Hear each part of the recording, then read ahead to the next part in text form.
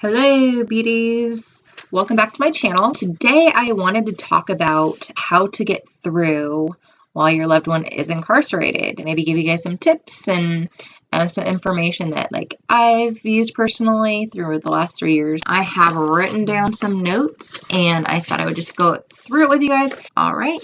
The first thing that I always suggest is to keep busy. That is my number one thing, because that is for sure going to make time fly by. If you're just sitting at home, you're staring at the clock, it's going to feel like it's going by really slow. Your brain's going to start going. You're going to start wondering about when he gets out. If you're going through trial, when is he going to get out? How long is he going to get? All the what ifs. So definitely suggest keeping busy. It can make you emotional at times. Usually, I'm totally fine. I don't get really emotional. I don't cry a lot. I'm not a real emotional person.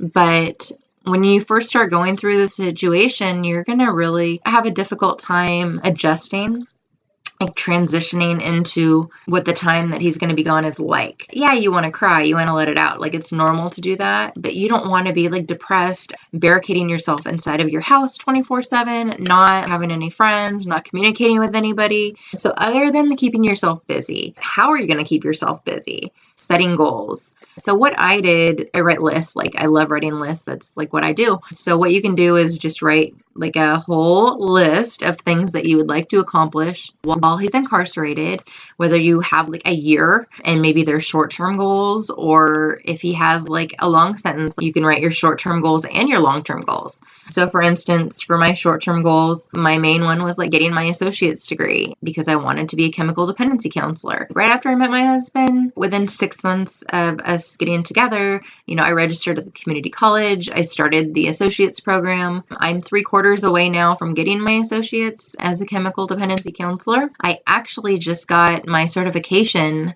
to be able to work in drug and alcohol facilities.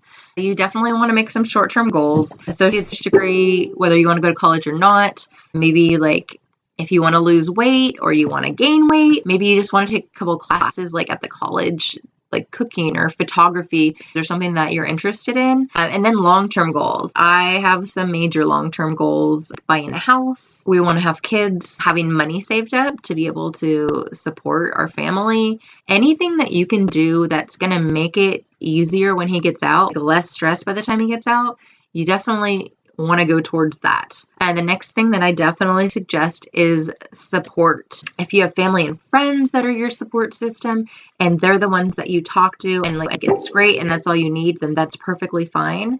I just wanted to let you guys know that there's other forms of support out there for people that are going through the same thing as you. People that have loved ones, spouses that are incarcerated. You can go on to Facebook. They do have Facebook support groups like mine, Secret Life of a Prison Wife. There's a lot of Facebook support groups, and it's amazing. There's so many women that are going through the same situation as you. So you always have somebody day or night to talk to, whether it's bragging about hey, my husband, got his associate's degree in there, or he just finished a class, or he sent me a letter, or he drew me a picture, anything really.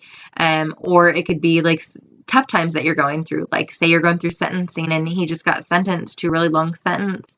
You can go on there, post about what you just went through, and there will always be women there to comfort you, lift you up in those times as well.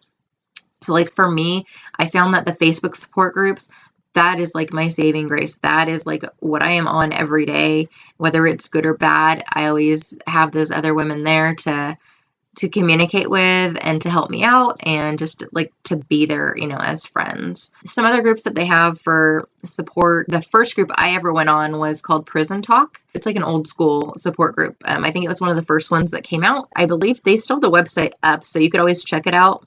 And there also is a site called Strong Prison Wives, and they're actually a really big one as well, but it's a website. I don't really they're a great, website, but I prefer instant gratification.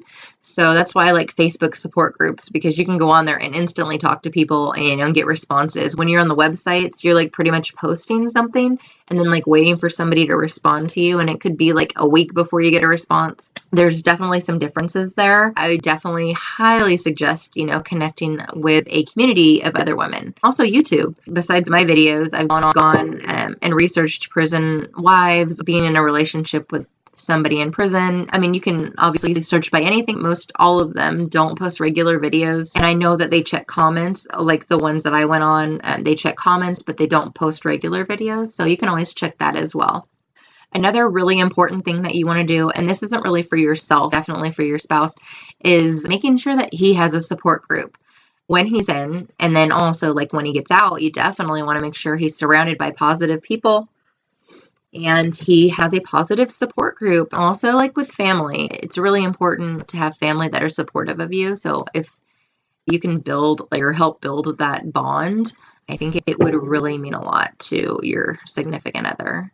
I know, like, my husband, like with his family, him and his mom had always been really close. For like a long time, he was in the hole and he never wanted his mom to come and see him. So there were like times where he hadn't seen his mom in like a year or maybe a little bit longer because he was in the hole. I can't imagine what they went through, going through that. And his dad, I know, like, him and his dad hadn't seen each other in like many years until we got married, and then his dad was actually there when we got married at the prison. It's just really cool to be able to see how his relationship has grown with his dad from what it was like 5 years ago to what it is now, because he talks to him on a regular basis now, and it's just really neat to see that.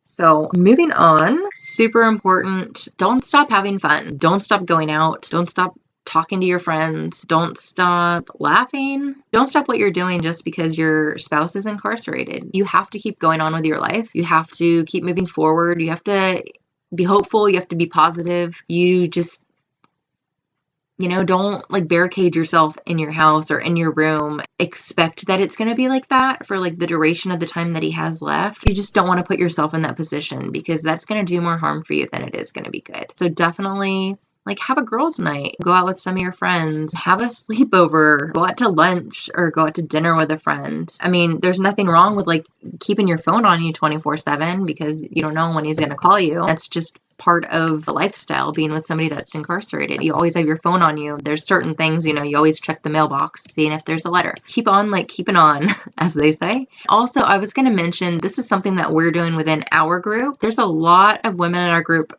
from certain states. We have a lot of women from Washington State, which is where I'm at. There's a lot of women in Texas. Actually, like West Virginia, there's quite a few women in West Virginia, which is kind of strange. California, there's quite a few women. So what we decided to do, or what I posted, was seeing if anybody in Washington was interested in a meetup.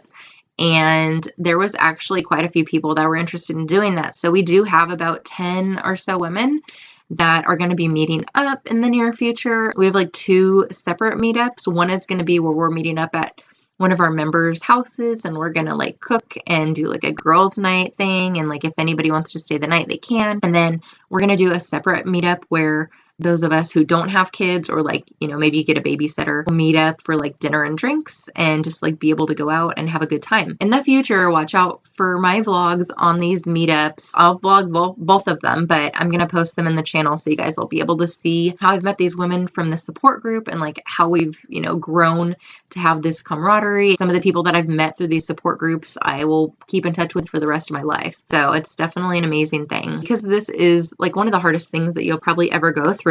Those people that you're going through it with are super important in your life, and you're probably never going to forget it. Anyhow, that is all I have for you guys right now. I hope you enjoyed this. I hope it gave you some insight into what can help you get through this situation, even though it is a really hard situation to go through. The transition can be a little smoother if you stay busy and maybe follow like some of these steps. So if you do have any questions, definitely comment below and I will go ahead and answer any questions that you have. Please like this video. And if you're new to my channel, please subscribe. I do post regular vlogs. So I look forward to seeing you guys next time. I will talk to you all later.